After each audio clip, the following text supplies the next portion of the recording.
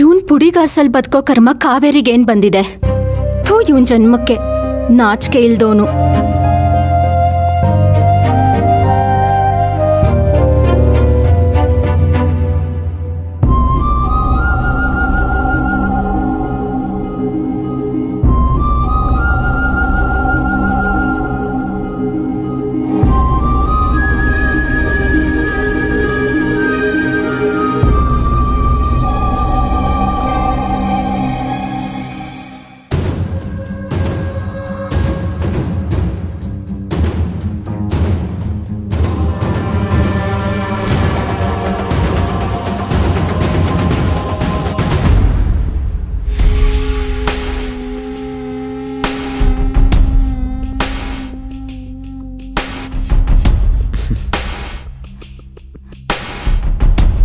ಕಾವೇರಿ, ನನಗೆ ಗೊತ್ತಿತ್ತು, 100% ಗೊತ್ತಿತ್ತು.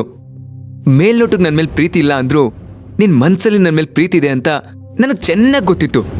ಅದಿವತ್ತು ಪ್ರೂವ್ ಆಗೋಯ್ತು ನೋಡು.